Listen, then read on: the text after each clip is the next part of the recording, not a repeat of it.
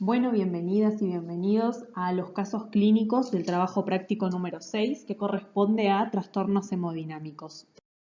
El caso número 1 es el de un paciente de sexo masculino de 65 años, hipertenso de larga data y sin control adecuado de su enfermedad, que consulta por disnea. La hipertensión, recordemos que la definimos como una presión arterial mayor a 140 milímetros de mercurio de sistólica y 90 milímetros de mercurio de diastólica. El hecho de que sea un diagnóstico de larga data y con mal control de la enfermedad nos habla de la posibilidad no solo de que este paciente haya puesto en marcha mecanismos adaptativos para compensar este incremento de la tensión arterial, sino que también haya lo que llamamos un daño en órgano blanco, como lo es, por ejemplo, la hipertrofia del ventrículo izquierdo. Este paciente está consultando por disnea. La disnea es la sensación subjetiva de falta de aire. La disnea la podemos clasificar en disnea de esfuerzo o disnea de reposo, según qué está haciendo el paciente o la persona cuando tiene esa sensación de dificultad respiratoria, o la podemos clasificar en continua o paroxística. Por ejemplo, un paciente con EPOC puede tener una disnea continua, mientras que un paciente que tenga una insuficiencia cardíaca puede hablar de una disnea más paroxística nocturna que esté relacionada, en este caso, con la posición del decúbito. Bueno, al examen físico tenemos dos datos. Por un lado dice que se auscultan estertores húmedos en ambos campos pulmonares. Los estertores húmedos son un tipo de sonido auscultatorio que podemos escuchar en los pulmones. Son sonidos como burbujeantes o tipo estrepitosos, y que sean húmedos nos habla de que el aire alveolar está mezclado con algún líquido. Ese líquido podría ser sangre, podría ser pus o podría ser edema. Un poco con la RX nos orienta más al diagnóstico, ya que la RX que vemos tiene una imagen que se describe típicamente como hilio en alas de mariposa. El hilio en alas de mariposa es característico del edema pulmonar. Este aspecto radiológico consiste en densidades confluentes y difusas con bordes mal definidos que se distribuyen en esa forma periliar que le da la característica de alas de mariposa. En esta imagen, las flechas que ven señalan un signo radiológico que se observa en las radiografías de tórax simple con proyección anteroposterior, como es esta, en pacientes que tengan un edema pulmonar secundario a falla cardíaca. También pueden estar presentes en pacientes con otras patologías, como por ejemplo una silicosis, una linfangitis carcinomatosa o sarcoidosis, por ejemplo. Pero bueno, en este caso nos haría pensar más en un edema pulmonar. Lo que ven que señalan las flechas son los septos interlobares de los pulmones.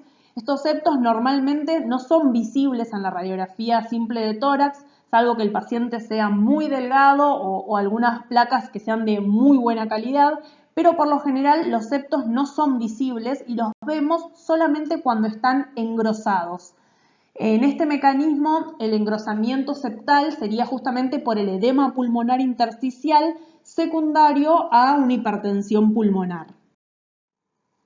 Estamos entonces en una situación de edema agudo de pulmón. En este paciente en particular, para poder explicar este edema agudo de pulmón, hay que partir de su enfermedad de base. El paciente tiene el diagnóstico de hipertensión arterial y en la primera diapositiva vimos que no tenía un buen control de la enfermedad. Esto quiere decir que el paciente está expuesto a sobrecargas de presión de manera crónica sobre las paredes de las cámaras cardíacas. Eso conduce a un cambio adaptativo que ya estudiamos, que es la hipertrofia de los miocardiocitos, y esa hipertrofia del ventrículo izquierdo, como complicación de la hipertensión, se va a traducir, por un lado, en mayor demanda de oxígeno por parte del miocardio y con eso un mayor riesgo de isquemia miocárdica, y por otro lado, esa hipertrofia del ventrículo va a condicionar mayor rigidez. La sobrecarga de la presión produce hipertrofia de los miocardiocitos, como dijimos, pero también un aumento del colágeno intersticial.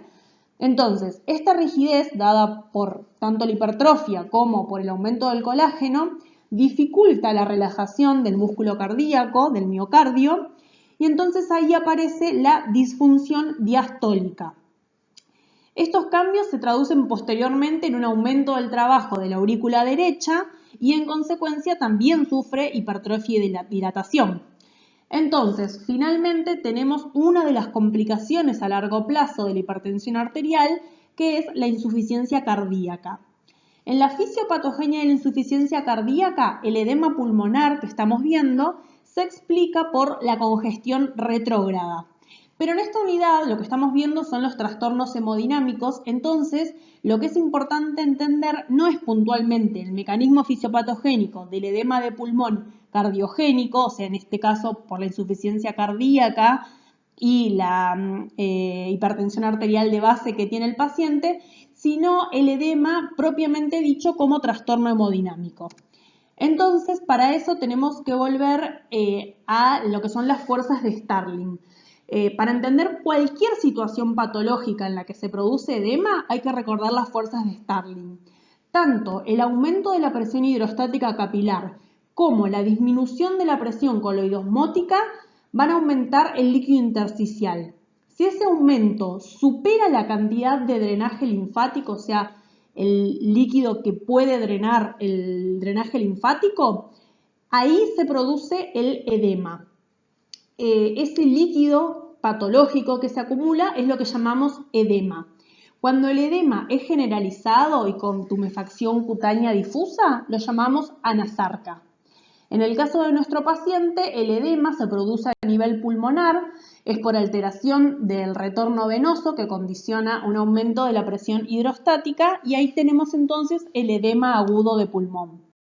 Macroscópicamente lo que podemos observar es, además del aspecto congestivo del órgano, del pulmón en este caso, un aumento del espacio interlobulillar que se da justamente por el líquido que ocupa ese espacio y produce ese distanciamiento. En la histología del edema agudo de pulmón podemos observar, por un lado, el edema llenando el espacio alveolar, que ese edema se ve con un color rosado, homogéneo, porque es característicamente más proteináceo.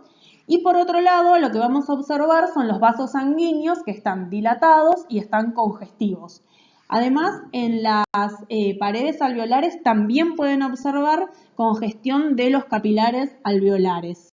En esta diapositiva observamos lo mismo que decíamos en la imagen anterior, que es el líquido de edema en el interior de los alvéolos, que lo vemos característicamente eosinófilo porque es rico en proteínas, y en los septos vemos los capilares congestivos. Finalmente, en esta imagen vemos, además del edema y de la congestión vascular que ya mencionamos, las llamadas células de la insuficiencia cardíaca.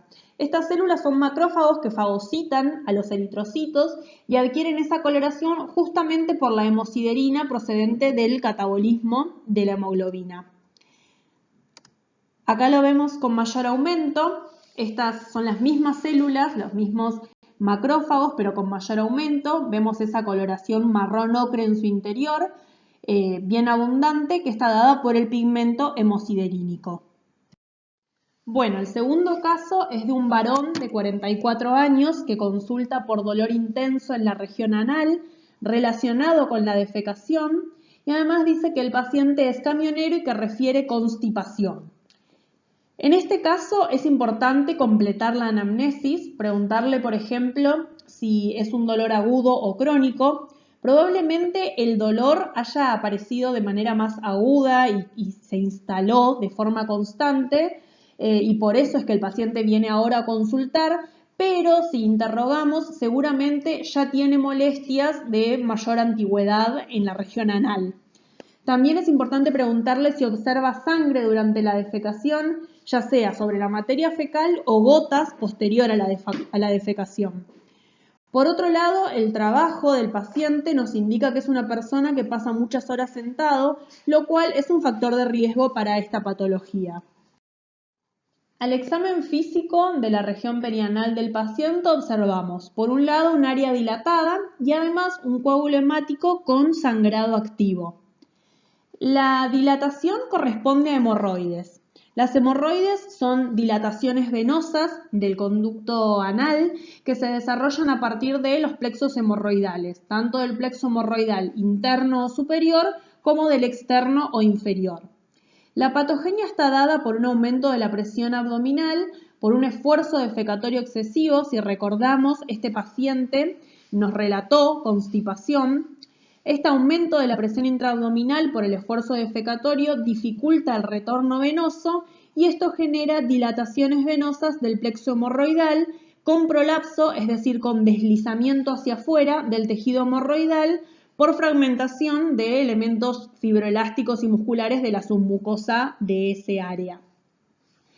Las hemorroides se pueden clasificar en internas y externas y a su vez se pueden clasificar en grados 1, 2, 3 y 4.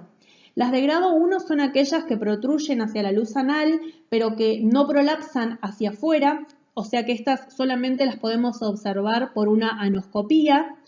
Las de grado 2 son aquellas que prolapsan en situaciones de defecación o de pujo excesivo, pero que se reducen espontáneamente, es decir, solas, luego del esfuerzo. Las de grado 3 prolapsan más fácilmente que las anteriores, es decir, con menor esfuerzo, y la reducción es manual, es decir, que el paciente puede introducirlas de manera digital, pero no lo hacen espontáneamente. Y finalmente, las de grado 4 son aquellas en las que el prolapso es permanente y no es posible su reducción. En los pacientes con hemorroides internas puede entonces haber prolapso y eso genera sensación de plenitud anorrectal, puede haber secreción anal acuosa o mucosa, ya que no hay un cierre adecuado del esfínter anal, y a su vez eso puede generar prurito. Eso en cuanto a la sintomatología de los pacientes con hemorroides internas. Además, el signo más frecuente, que es lo que ya mencionamos, que es la proctorragia, es decir, el sangrado desde el ano que acompaña la defecación o al finalizar la defecación. Esta sangre es característicamente roja rutilante, eso es importante preguntarle al paciente porque permite separar esta patología de otros sangrados que provengan de regiones más altas del tubo digestivo.